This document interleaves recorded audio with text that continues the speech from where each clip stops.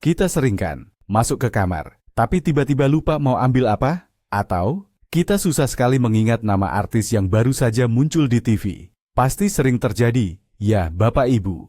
Saat momen itu terjadi, pikiran kita langsung cemas.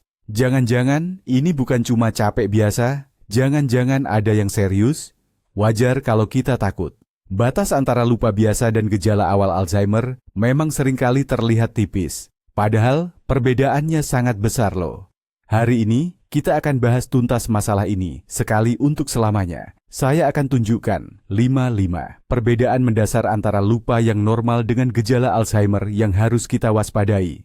Saya jamin setelah menonton video ini, pandangan Anda tentang ingatan akan berubah total. Dan tolong tonton sampai selesai. Ya, karena perbedaan yang kelima sering dianggap cuma sifat bawaan atau karakter seseorang. Padahal bisa jadi itu adalah tanda penting. Sebelum kita mulai membandingkan, mari kita pahami dulu apa itu ingatan dan kenapa dia kadang-kadang nakal sama kita.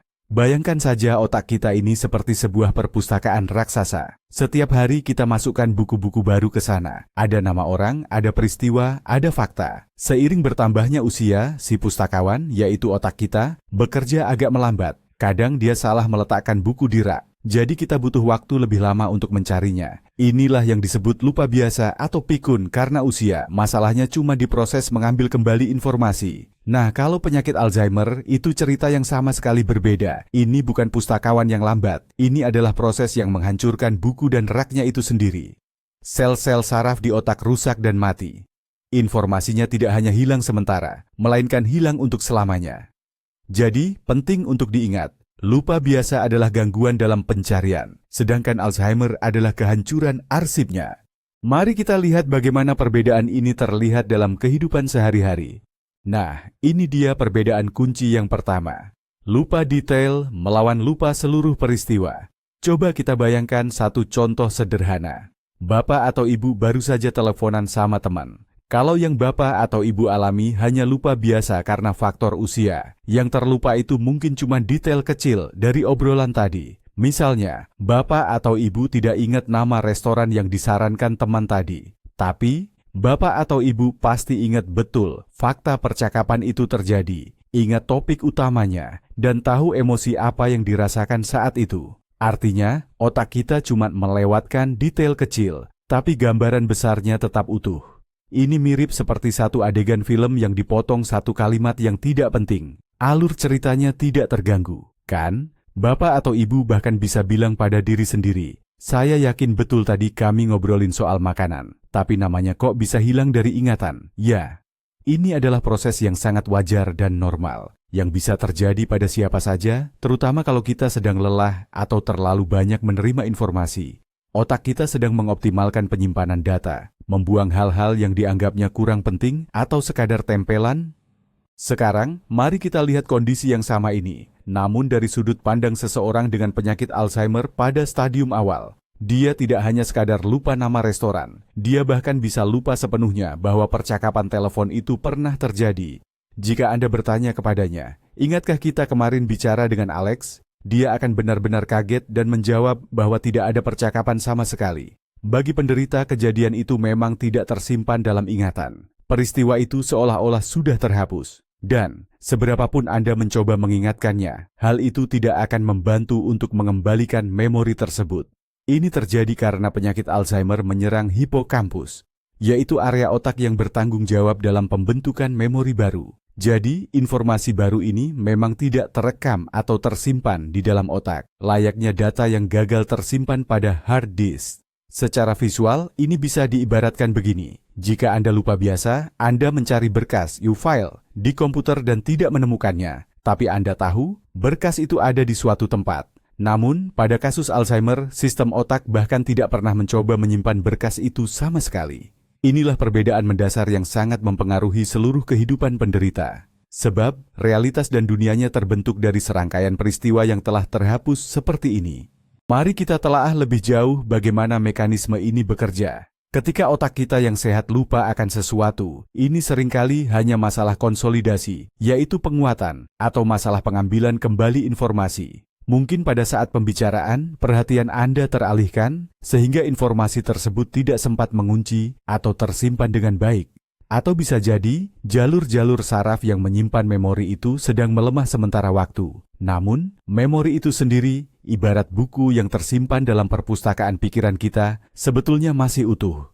Anda hanya butuh kunci atau petunjuk yang tepat untuk menemukannya. Contohnya, jika teman Anda mengingatkan, "Kita sempat membahas makanan Italia loh." Anda bisa langsung berseru, "Ah benar, saya ingat sekarang." Namun, bagi penderita penyakit Alzheimer, proses ini terganggu secara fundamental. Plak amiloid dan lilitan neurofibrillary, yang merupakan ciri khas penyakit ini, secara fisik merusak sinaps, yaitu jalur penghubung antar sel saraf. Informasi bukan hanya tidak bisa disimpan, bahkan tidak bisa ditransfer dengan normal. Oleh karena itu, petunjuk atau pengingat tidak akan berhasil. Ini sama saja dengan mencoba membuka kembali berkas yang sudah terhapus permanen di komputer. Berkas itu memang sudah tidak ada lagi. Agar perbedaan ini lebih mudah dipahami, mari kita gunakan perumpamaan yang sederhana. Bayangkan saja ingatan kita itu seperti kamera foto. Dalam kasus lupa yang wajar, Bapak Ibu sudah memotret, tapi hasilnya sedikit tidak fokus. Kita masih bisa melihat bentuk umumnya, orang-orangnya, tempatnya, tetapi ada detail kecil di latar belakang yang kabur. Misalnya, tulisan di papan nama tidak bisa kita baca dengan jelas. Ini memang menjengkelkan, tapi setidaknya fotonya itu ada. Nah, kalau pada penyakit Alzheimer, kita menekan tombol kamera, tapi tutup lensa masih terpasang. Fotonya tidak terbentuk sama sekali, hanya kosong melompong. Mau sekeras apapun kita mencoba menajamkan foto itu, kita tidak akan melihat apa-apa, karena memang tidak ada yang terekam. Ketidakmampuan untuk membentuk ingatan baru yang permanen inilah yang menjadi salah satu gejala paling awal dan paling merusak dari penyakit ini.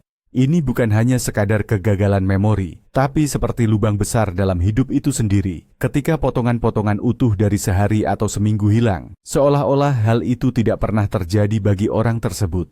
Kita beranjak ke perbedaan penting yang kedua. Ini berkaitan dengan kemampuan kita berorientasi atau mengenali ruang. Kebiasaan lupa yang biasa atau lupa ringan bisa terjadi begini. Bapak atau ibu masuk ke sebuah ruangan, lalu terdiam sejenak, bingung, "Saya kesini mau ngapain ya?" Ini dialami oleh semua orang, bukan? Apa yang bapak atau ibu lakukan dalam situasi seperti itu? Biasanya kita akan kembali ke ruangan sebelumnya, atau mencoba menelusuri ulang alur pikiran kita. Misalnya, "Oh, tadi saya duduk di dapur, minum teh, lalu terpikir untuk mengambil buku itu." Nah, tujuannya langsung ketemu. Kemampuan kita untuk berorientasi dan berpikir logis inilah yang membantu kita mengulang atau merestart tugas tersebut. Bisa dibilang, GPS internal bapak atau ibu itu masih bekerja normal. Hanya saja, ada gangguan sesaat dalam penetapan tujuannya. Kondisi seperti ini sama sekali tidak berbahaya dan seringnya dipicu oleh terlalu banyak hal yang dipikirkan atau sekadar kelelahan. Otak kita sempat beralih ke pikiran lain, sehingga dorongan awal untuk melakukan sesuatu itu hilang sejenak. Tapi, bapak atau ibu bisa dengan mudah memulihkannya, karena sistem navigasi di kepala kita masih berfungsi dengan baik. Kalau kita membahas penyakit Alzheimer, kondisinya jauh lebih rumit. Ini bukan sekadar lupa akan tujuan atau lupa mau pergi kemana, tapi hilangnya kemampuan untuk mengenali ruang dan waktu. Penderita bisa tersesat di jalan yang sudah dilalui selama puluhan tahun. Ia mungkin hanya keluar sebentar ke warung di dekat rumah, namun tiba-tiba tidak bisa menemukan jalan pulang. Tempat-tempat yang akrab mendadak terasa asing dan menakutkan.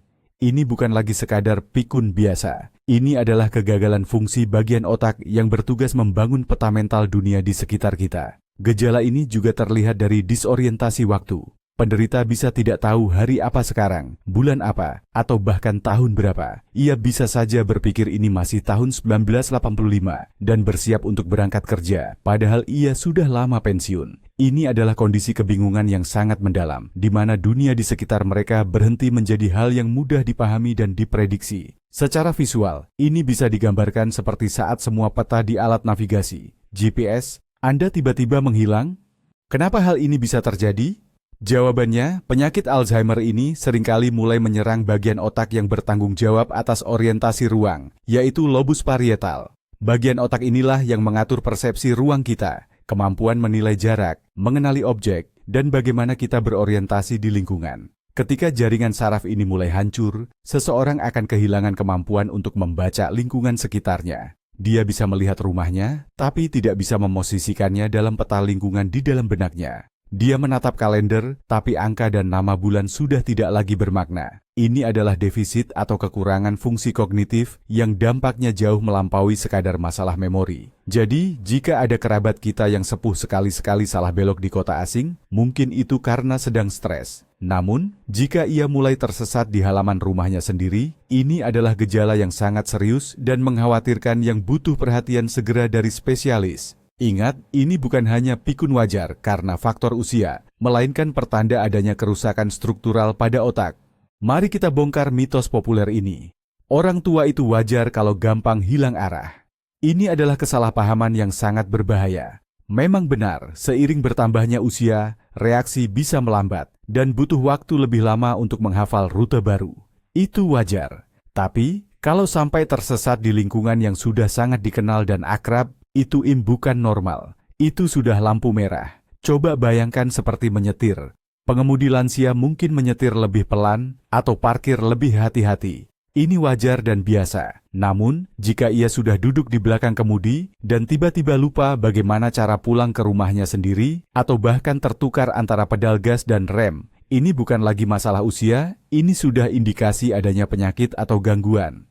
Sama halnya dengan orientasi ruang. Lupa nomor unit apartemen di gedung besar, itu bisa saja terjadi. Tapi, kalau sampai lupa di lantai berapa dia tinggal, dan bahkan tidak ingat bagaimana bentuk pintu rumahnya sendiri. Nah, itu ceritanya sudah berbeda total. Penting sekali bagi kita untuk membedakan antara penurunan fleksibilitas kognitif yang ringan, dengan hilangnya total kemampuan dasar untuk mengenali orientasi.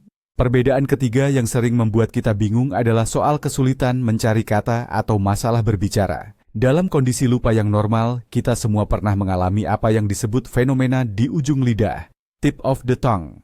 Anda sedang berusaha mengingat nama belakang seorang aktor, judul buku, atau istilah yang spesifik. Anda yakin sekali bahwa Anda tahu kata itu. Anda bahkan bisa mendeskripsikannya, atau mengatakan huruf awalnya, tapi kata itu sendiri tidak mau muncul di kepala Anda. Hal ini memang membuat kesal, tapi pada akhirnya, Anda akan mengingatnya setelah beberapa waktu atau cukup dengan sedikit petunjuk kecil. Kosakata Anda sebenarnya baik-baik saja, hanya saja akses ke sel memori tertentu itu sedang terhambat sementara. Ini terjadi karena hubungan antara konsep, makna, dan penamaan katanya melemah sesaat. Otak Anda sedang mencari berkas yang diperlukan, tapi tidak bisa langsung membukanya. Namun poin utamanya adalah Anda sadar dan paham betul apa yang ingin Anda katakan.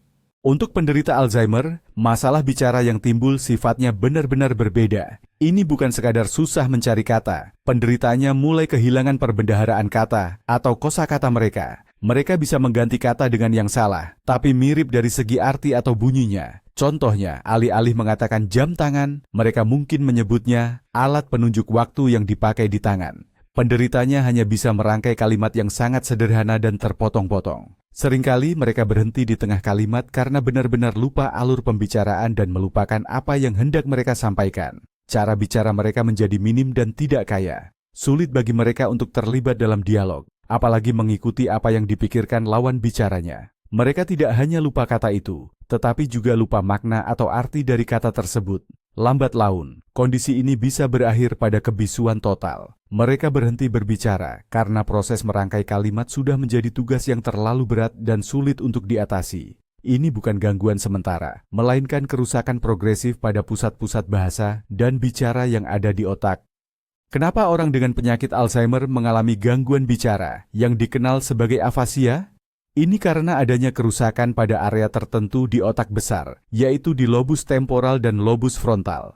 Tepat di sana, ada pusat Wernicke yang berfungsi untuk memahami semua ucapan, dan pusat Broca yang bertugas untuk memproduksi atau mengucapkan kata-kata. Kalau area-area ini mengalami kerusakan atau fungsinya menurun, seluruh sistem bahasa akan terganggu. Dampaknya, orang tersebut tidak hanya sulit untuk berbicara, tapi juga mulai kesulitan mencerna kalimat yang rumit, mengikuti instruksi, atau bahkan memahami lelucon dan humor.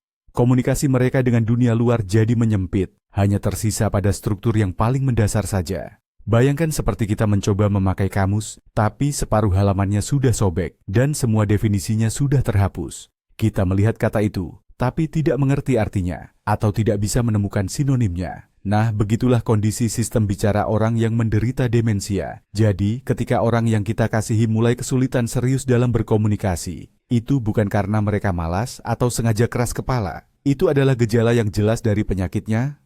Agar perbedaannya bisa kita lihat dengan gamblang, mari kita coba bayangkan sebuah contoh sederhana. Bayangkan ada dua orang yang ingin meminjam obeng dari Anda. Orang yang hanya mengalami lupa biasa akan berkata, "Tolong ambilkan saya itu." Apa ya namanya? Alat untuk memutar sekrup.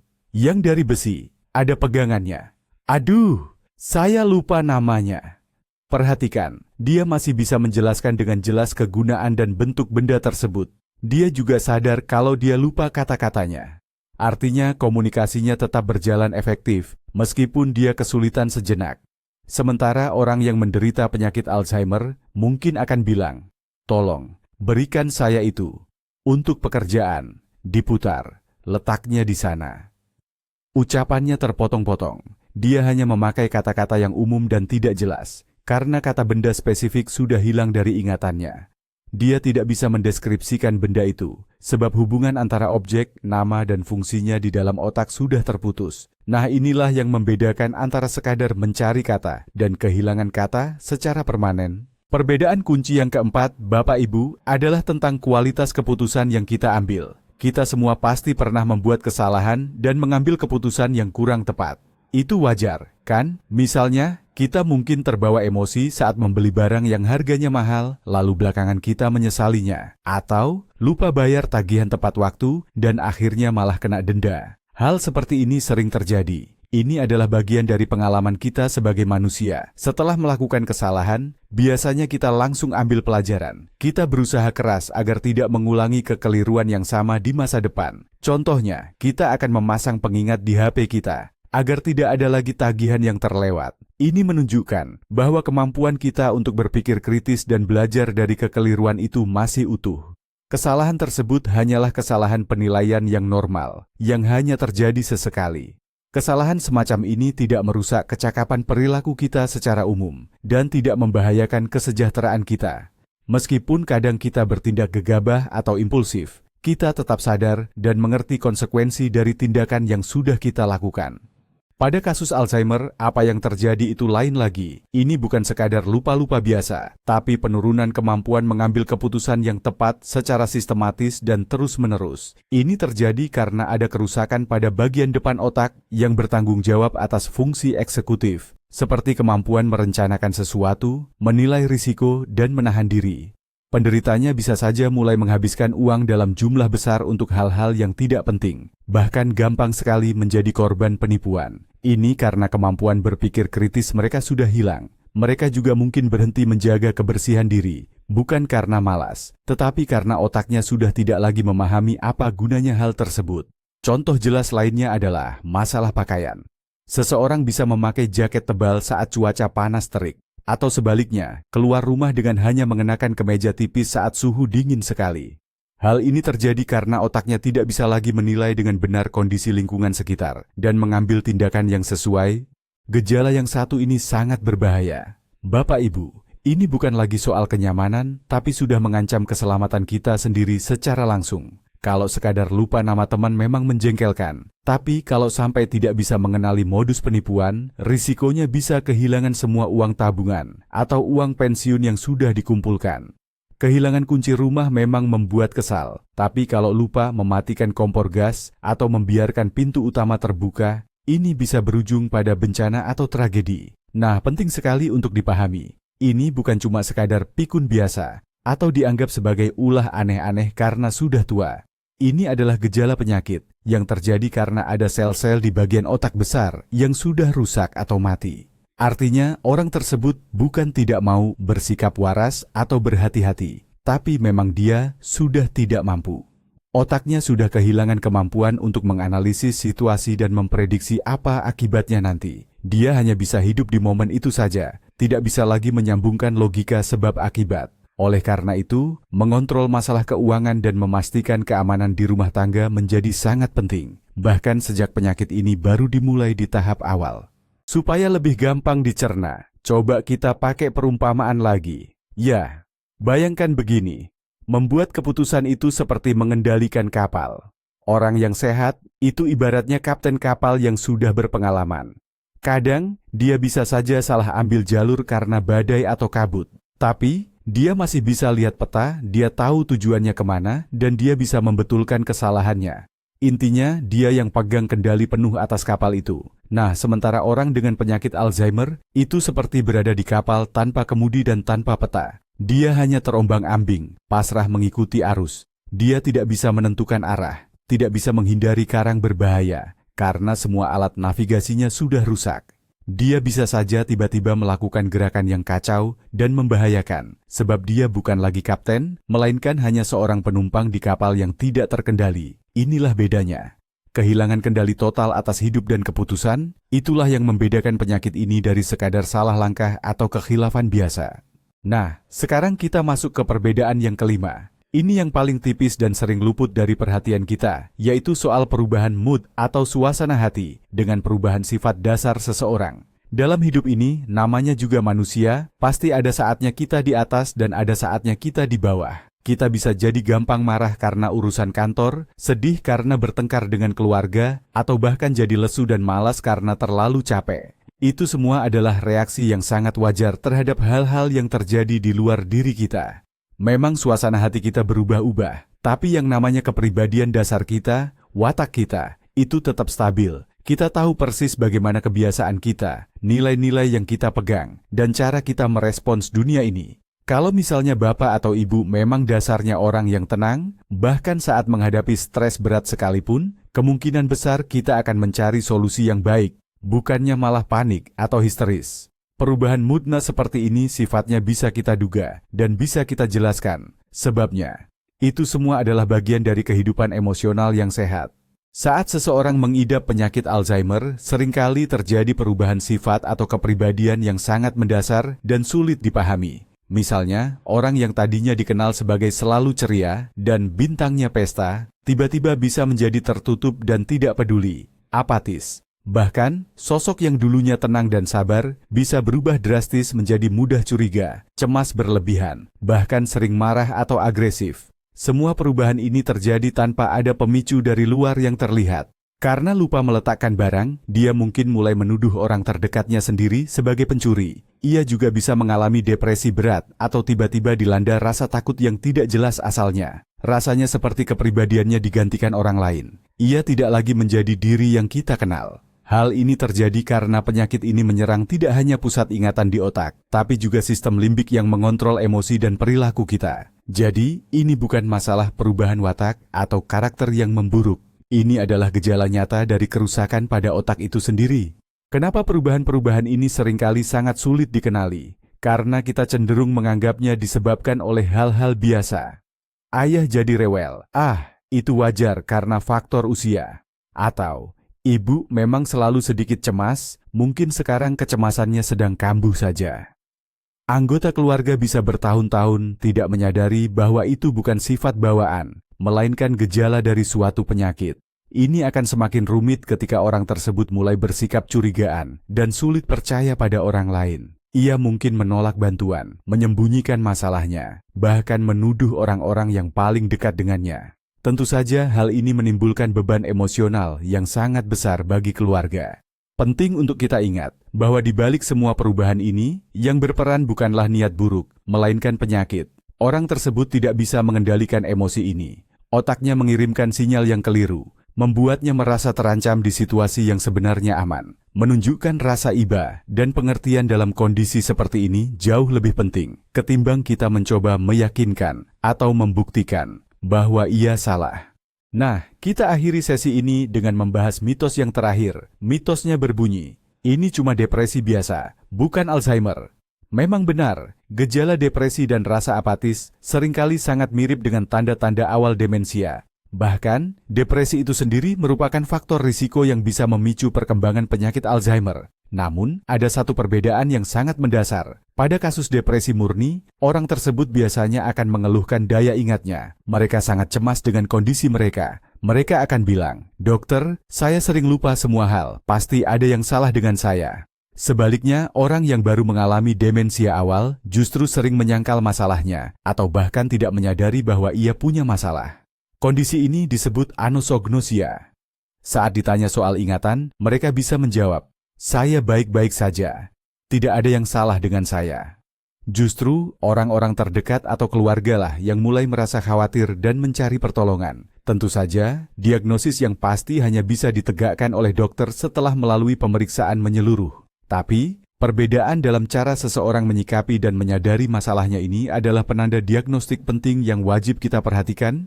Baik, mari kita buat rangkuman singkat. Kita sudah membahas 5 perbedaan utama yang sangat penting. Yang pertama, lupa biasa hanya lupa detail kecil, sementara Alzheimer membuat kita lupa seluruh kejadian. Kedua, saat lupa biasa, kita masih bisa mengingat kembali alur pikiran kita. Tapi pada Alzheimer, seseorang bisa tersesat di tempat yang sudah sangat dikenal. Ketiga, kita kesulitan mencari kata yang tepat, padahal kita tahu apa yang ingin diucapkan. Sedangkan pada penyakit ini, kosakata itu sendiri yang mulai hilang dan rusak. Keempat, kita semua pasti pernah membuat kesalahan. Namun pada Alzheimer, itu adalah pola sistematis pengambilan keputusan yang berbahaya dan tidak masuk akal. Dan yang kelima, suasana hati kita berubah karena keadaan. Akan tetapi, pada penyakit Alzheimer, terjadi perubahan kepribadian yang mendasar tanpa alasan yang jelas. Kesimpulan utama yang harus kita ambil adalah ini. Bukan kasus yang terjadi hanya sekali-sekali yang penting. Yang lebih penting adalah pola, frekuensi, dan bagaimana gejala-gejala ini mulai mempengaruhi aktivitas sehari-hari. Jika Bapak dan Ibu melihat ada gejala sistematis yang kita bahas tadi, baik pada diri sendiri atau orang terdekat, mohon jangan diabaikan. Ini bukan alasan untuk panik, namun ini adalah alasan kuat untuk segera berkonsultasi dengan dokter saraf atau dokter geriatri. Diagnosa dini memang tidak menyembuhkan penyakit ini, tetapi akan sangat membantu memperlambat perkembangannya dan meningkatkan kualitas hidup secara signifikan. Terima kasih, banyak sudah menonton video penting ini sampai selesai. Jika informasi ini bermanfaat, mohon berikan like dan subscribe ke channel kami agar Bapak dan Ibu tidak ketinggalan update terbaru tentang kesehatan otak. Dan sekarang kami punya pertanyaan untuk Bapak dan Ibu. Apakah Anda atau orang terdekat pernah menghadapi situasi serupa? Perbedaan mana yang menurut Anda paling mengejutkan atau paling penting? Silakan bagikan pengalaman Anda di kolom komentar, karena pengalaman Anda bisa sangat membantu banyak orang lainnya.